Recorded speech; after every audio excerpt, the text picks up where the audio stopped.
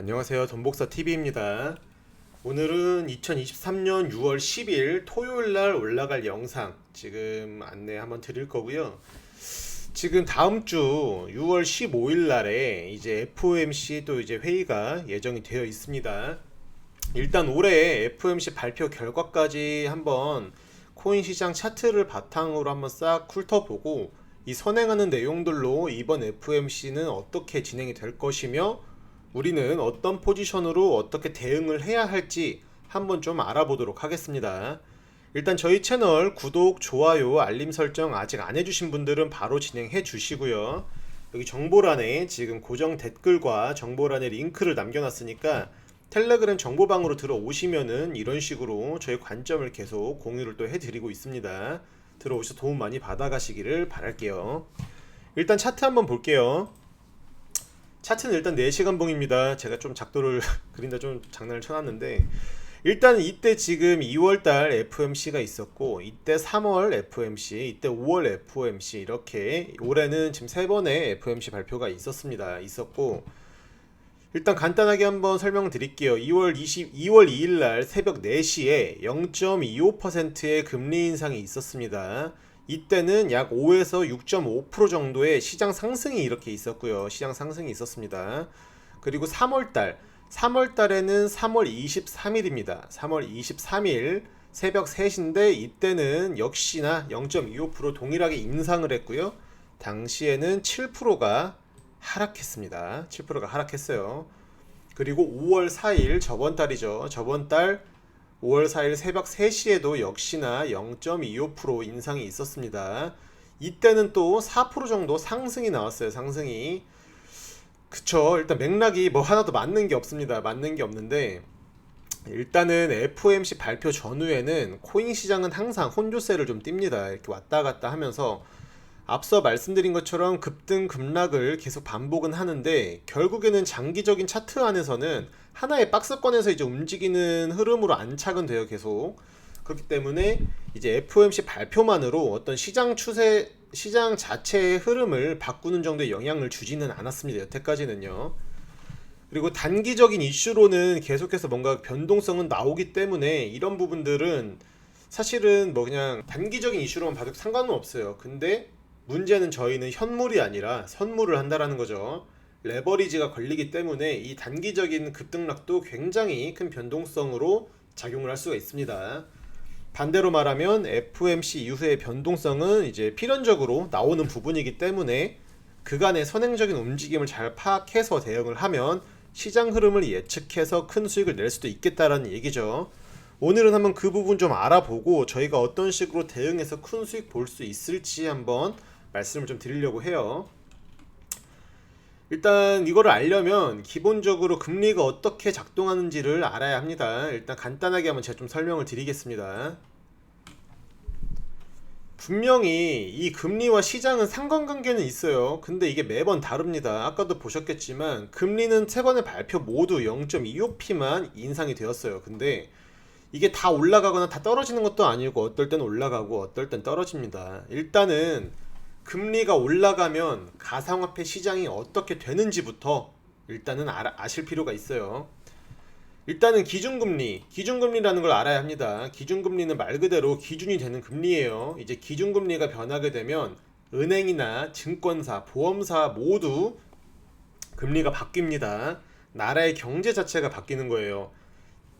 1%, 2% 내던 이자가 이제 기준금리가 상승돼서 뭐 4%, 5%가 되면 몇 배고 치솟는 거죠. 금리가. 돈을 빌린 사람 입장에서 힘들지만 돈을 가지고 있는 사람 입장에서 또는 투자를 하려는 사람 입장에서는 기준금리가 상승하게 되면은 굳이 비트코인 같은 위험 자산에 투자할 필요가 없어집니다. 그쵸? 예금만, 적금만 들어도 충분한 수익을 얻을 수 있고 확정적인 수익을 얻을 수 있기 때문에 위험 자산, 변동성이 큰 자산에 대해서는 투자하려는 심리가 꽤나 감소하게 되거든요. 그렇게 되면 매수 심리가 자동적으로 감소하게 되고 결과적으로는 시장의 가격이 떨어지게 됩니다. 그렇기 때문에 금리가 상승하면 비트코인이 하락하게 되는 겁니다.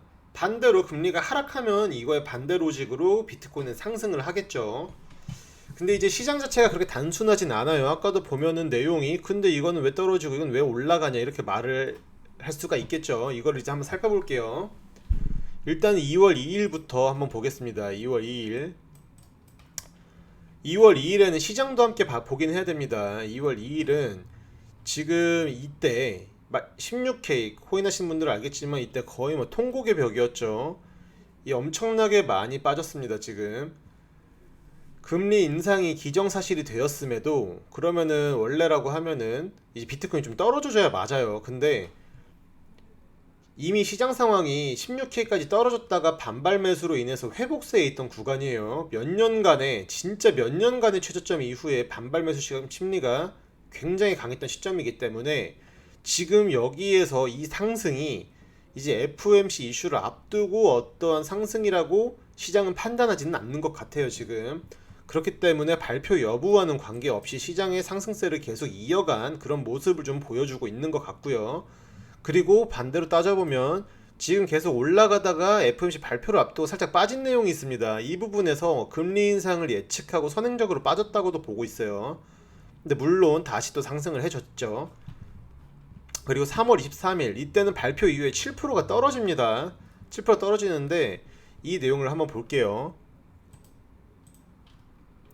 원래 금리 인상은 이제 하락은 맞죠. 금리 상승은 하락은 맞는데 이때도 포인트는 0.25% 인상도 인상인데 이때는 제롬 파월의 발언이 굉장히 중요합니다. 파월이 당시 FOMC 회의 때 연내 금리 인하는 없다라고 못을 박았어요. 못을 박았기 때문에 그 말인즉슨 금리가 계속해서 인상될 수 있다라는 뉘앙스를 가지고 있습니다.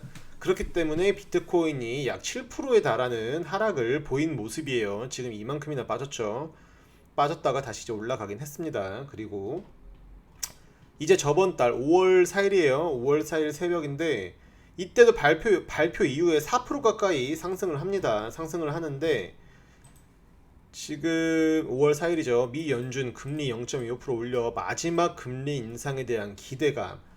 이때는 지금 발표 이후에 4% 정도 상승을 해야 하락이 아니라 그 이유가 뭐냐면 당시에 증권가에서는 앞으로 인하가 단행될 수도 있다. FOMC에서 이제 금리 인하가 단행될 수 있다라고도 하고 FOMC 성명서 문구에 이제 새로운 내용이 좀 들어가는 게 있습니다. 내용을 보면 추가적인 긴축 정책이 적절할 것으로 예상한다. 그러니까 추가적인 긴축이 필요하다라는 문구를 추가적인 정책 긴축이 적절할 수 있는지를 입수되는 지표와 경제 변화, 신용 환경 등에 따라서 결정하겠다라고 상당히 유한 표현으로 바꿔서 발표를 했어요. 이 말인즉슨 보다 신중하게 금리 인상을 따지겠다라는 거고 그간에 이제 무조건적으로 금리 인상을 단행하겠다라는 매파적인 행보와는 확연하게 좀 스탠스가 지금 달라졌음을 좀 보이고 있습니다. 따라서 역시나도 금리는 인상이 되었죠. 0.25% 인상은 됐지만 이번 금리 인상이 마지막이 아니냐는 그런 기대감이 좀 더 커졌다고 볼 수가 있겠죠. 따라서 지금 발표 이후에 상승이 오히려 더 있었던 그런 부분입니다. 그러면은 지금 이제 우리가 궁금한 거는 일전의 내용들은 그렇다고 치자. 2월, 3월, 5월은 무슨 말인지 알겠고 납득을 하겠다. 근데 그럼 다음 주 6월 15일 날 이때 금리는 어떻게 되고 비트코인의 시세는 어떻게 될 것이냐. 저희는 지금 그게 궁금한 거죠. 솔직히 말씀을 드릴게요. 반반입니다. 반반. 그러면 이제 이럴 거면 뭐하러 영상을 찍냐 라고 얘기를 하시겠지만 지금 FOMC 성명서도 저번 달에 나왔는데 FOMC 내부적으로도 지금 금리 인상에 대한 의견들이 굉장히 첨예하게 좀 갈리고 있는 그런 상황입니다.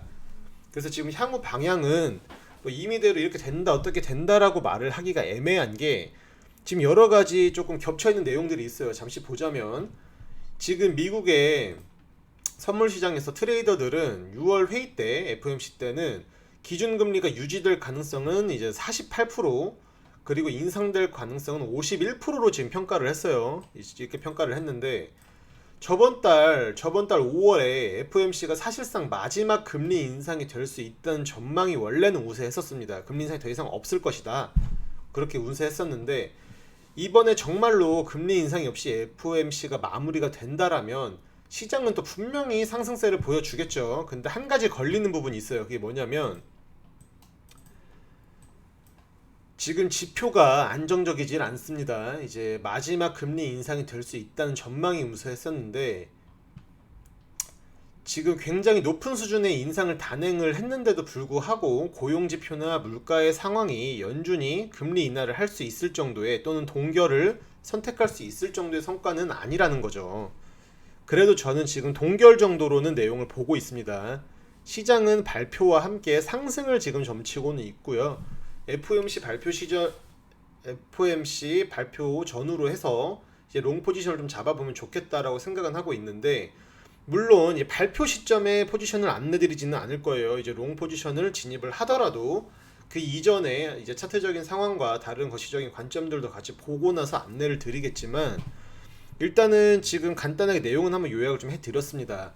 장기적으로 포지션을 유지하고 계시는 분이나 이제 현물 같은 거를 운영하시는 분들이 있다면 이런 내용들을 한번 숙지를 하시고 보시면 좋을 것 같고 이번에 FOMC가 이번 발표로 인해서 계속 이어져 온 금리 인상을 동결할 수 있는 시발점이 된다고 하면 이번에 아마 꽤나 이제 괄목할 만한 그런 상승이 나오지 않을까라는 생각을 해요. 근데 반대로 갑자기 미쳐서 이제 오히려 더 심한 금리 인상을 단행을 한다. 그럼 시장은 정말 카오스로 빠져들 것입니다. 지금 사실은 너무 첨예하게 의견이 좀 갈리고 있기도 하고 이제 금리 인상에 대한 모든 리스크가 해소가 된 상황이 아니기 때문에 이건 진짜 나와봐야 알 것 같아요. 그렇기 때문에 이런 내용들은 저희가 함께 좀 지켜보면서 저희 정보 공유방에서 계속해서 관점도 좀 최신화를 해드리고요. 그렇게 할 테니까 들어오셔서 많은 도움 좀 받아 가실 수 있도록 하시고요. 어쨌든 최신화되는 그런 내용들로 계속 안내를 좀 드릴 거기 때문에 도움 많이 받아 가시고 행복한 주말 되시기를 바라겠습니다. 오늘도 감사하고요. 저는 다음 주 월요일 날 또 영상으로 찾아뵙도록 하겠습니다. 감사합니다.